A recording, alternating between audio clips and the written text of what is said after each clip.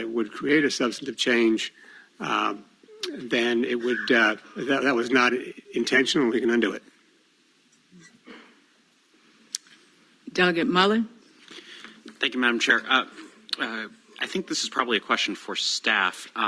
Tip and tipped employee are new definitions in this code section. Do those appear anywhere else in the code? No, not that I'm aware of. The definition of tipped employee at $30 a month is the federal definition of what constitutes someone who's a tipped employee, and therefore his employer is eligible for the tipped credit. Madam Chair, follow-up question. You may proceed.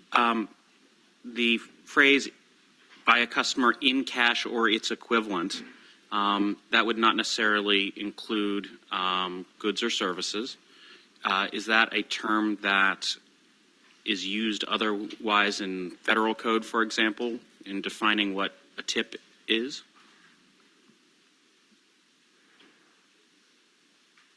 I think that's I'm not prepared to answer that question.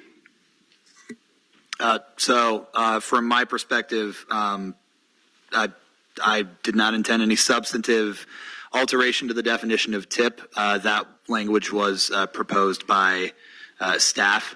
The only substantive change that I intended with this was the final sentence of the bill that says an employer shall not classify an individual as a tipped employee if the individual is prohibited by applicable federal or state law or regulation from soliciting tips. Everything else came from staff. Well, I guess there's a lot of verbiage here, and, the Merriam-Webster says a tip is a sum of money given to someone as a reward for their services. That's one sentence, and we're doing this now in 4 lines. You'll have my resignation tomorrow. Does anyone have any other questions? Does any member of the public wish to speak in favor of the bill?